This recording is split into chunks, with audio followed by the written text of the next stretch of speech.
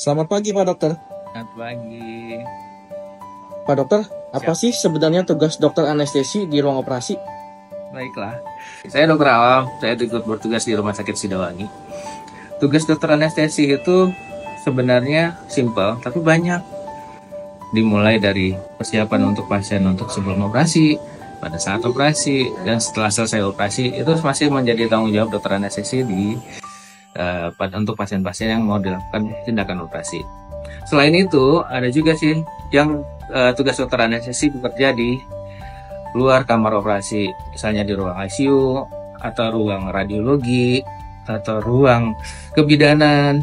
Jadi pasien-pasien yang misalnya perlu tindakan ataupun sedasi anestesi atau tindakan pembiusan di luar kamar operasi, misalnya untuk kuretase di ruang kebidanan, misalnya untuk pemeriksaan CT scan di ruang MRI untuk anak-anak yang tidak bisa diam, jadi harus dikasih obat bius supaya dia bisa tidur, ataupun di ruang ICU, itu juga masih ada dokter anestesi yang bekerja di sana. Kemudian kalau untuk kamar operasi, untuk tindakan operasi dimulai dari sebelum pra-operasinya. Jadi kita mengevaluasi pasiennya, apakah dia cocok untuk dilakukan tindakan operasi. Kalau pasien tidak fit, kita buat jadi fit. Misalnya, kita lihat kondisi pasiennya, vital sign-nya, kemudian pemeriksaan fisiknya, kemudian pemeriksaan penunjangnya, misalnya laboratorium atau radiologinya. Kemudian apakah cukup darahnya, apakah kita perlu tindakan operasinya beresiko untuk kehilangan darah, kita harus persiapkan darah sebelumnya, tidak cukupkan puasanya. Sepertinya banyak tindakan-tindakan ataupun persiapan-persiapan sebelum operasi yang harus dilakukan. Itulah sebabnya makanya pasien itu untuk sebelum operasi itu harus ada di rumah sakit 1 hari atau 2 hari sebelum operasi. Kemudian kalau sudah dipersiapkan, dia sudah masuk ruangan, kita sudah visitor untuk melihat pasiennya, untuk mengobrol tindakan apa yang kita akan lakukan pada saat di operasi besok, bagaimana tindakan pembiusannya, seperti itu kira-kira. Kemudian pada saat hari hanya untuk operasi, pasiennya ketemu sama kita, dan tindakan operasi itu bisa dipilah apakah mau dilakukan tindakan anestesinya regional anestesi ataupun general anestesi. Kalau general anestesi kita pakai mesin anestesi, kita pakai gas untuk pembiusannya, pencampuran antara oksigen dan nitrogen, seperti itu. Dan obat-obatan anestesi yang lain dari intravena. Kalau tindakan operasi yang regional anestesi, kita bisa setengah badannya saja, atau bagian pergelangan kakinya saja, atau tangannya. Jadi regional anestesi itu banyak. Kita pilih yang paling nyaman buat pasiennya.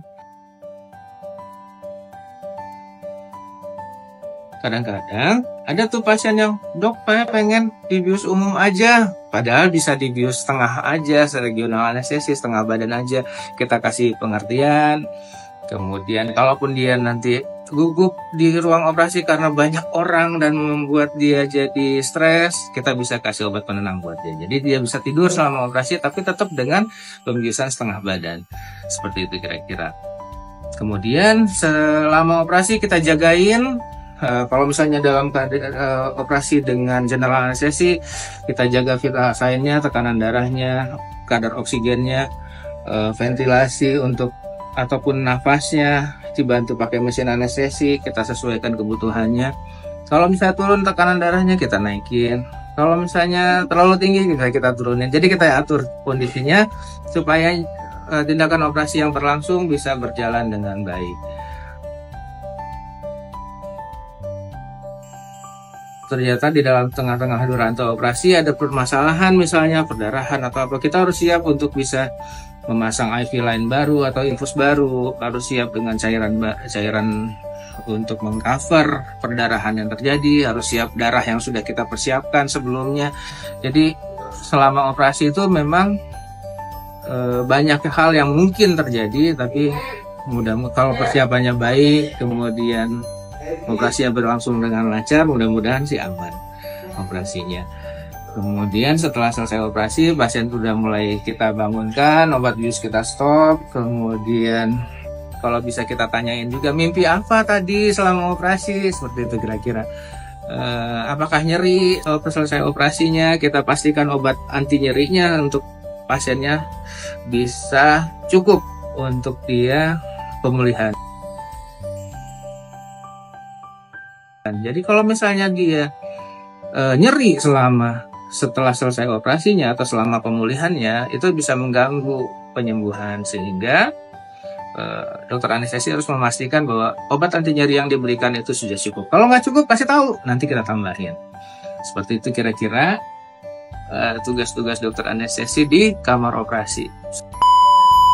Dok, berapa lama waktu pemulihan dari efek anestesi? Oke. Waktu pemulihan dari efek anestesi itu berbeda-beda setiap pasiennya. Kalau pasien yang muda, terus dewasa muda misalnya ya, itu setelah kita stop obat biusnya mungkin butuh waktu sekitar 10 menit sampai 15 menit dia bisa sadar penuh. Tapi kalau misalnya orang tua, dia butuh akan lebih banyak waktu, misalnya sampai 20 menit, 30 menit baru bisa sadar penuh. Dia masih mimpi-mimpi gitu.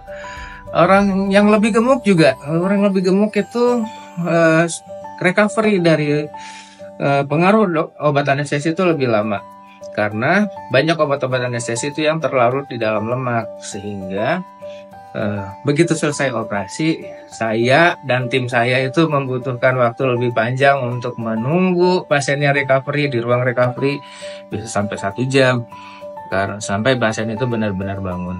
Kenapa?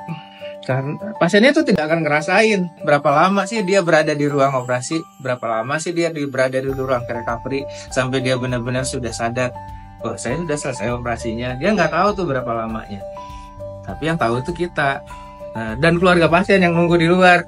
Kok lama banget ya operasinya? Tapi sebenarnya operasi sudah selesai, tapi menunggu dia recovery untuk dia sadar penuh.